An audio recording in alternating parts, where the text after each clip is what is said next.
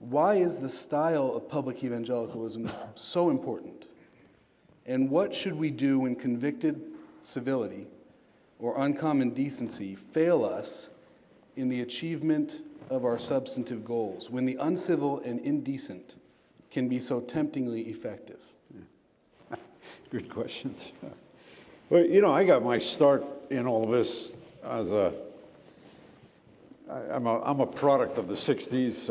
I was at the University of Chicago during the 1960s. I helped to occupy the administration building there, which has led me as a president to feel that I deserve anything that anybody throws at me by way of protest. And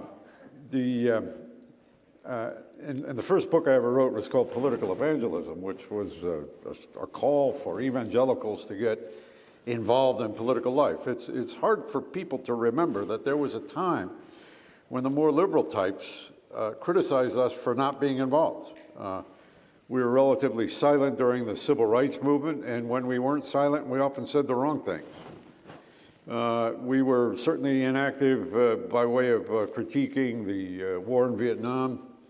We weren't very much very visible in the early days of the struggle for gender justice and environmental concerns and the like.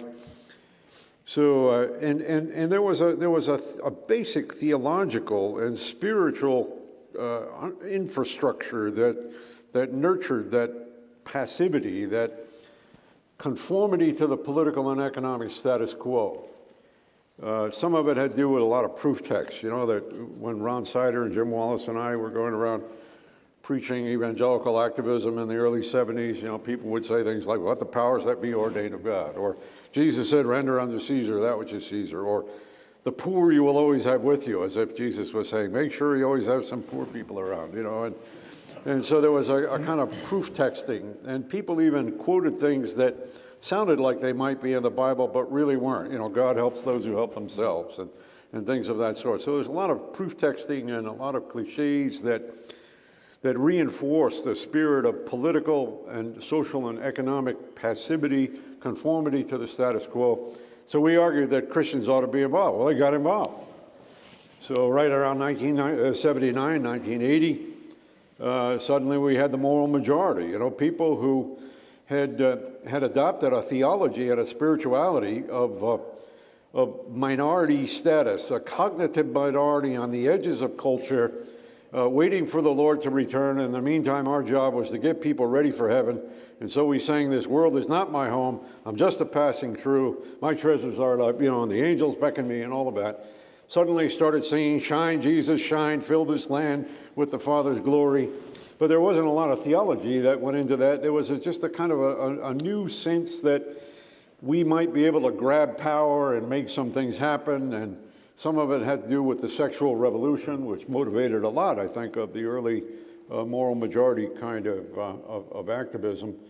So it was around that time that some of us got involved in talking about the theological basis. And some of us argued for a Reform perspective, and others argued for an Anabaptist perspective, and some people would throw in a little Bonhoeffer or St. Francis of Assisi, and gradually we developed at least a subgroup that was dealing with some of the theological issues.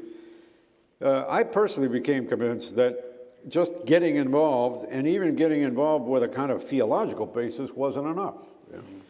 Vincent and I both are devotees of the great Dutch theologian and prime minister and all the rest, Abraham Kuyper, who was well known for saying, you know, there is not one square inch of the entire creation about which Jesus Christ does not cry out, "This is mine, this belongs to me."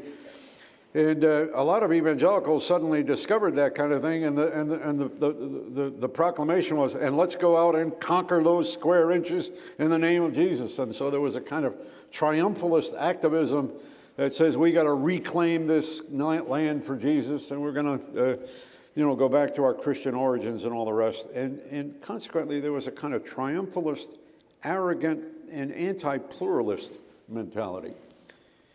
And I'm more and more convinced today that we need a spirituality for public life, a sense of humility as we enter into the public dialogue.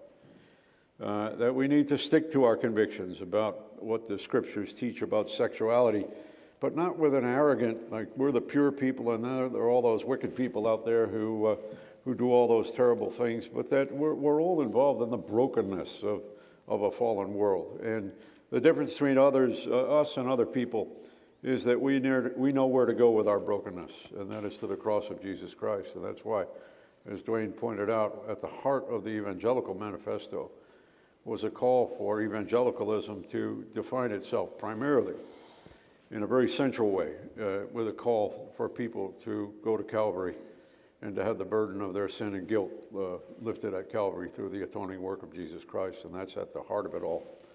And that ought to generate a kind of humility that also translates into a public humility, a posture of working alongside of others, seeking the common good. Jeremiah 29, seek the welfare of the city in which I placed you in this time of exile, and pray to the Lord on its behalf, for in its welfare we will find our welfare.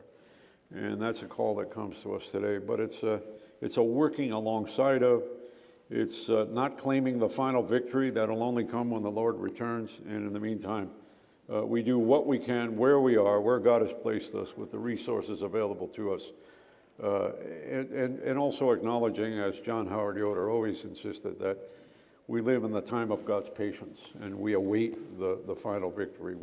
We bear witness to the victory that's coming, but we're not going to go out there and conquer it all right now in the name of Jesus.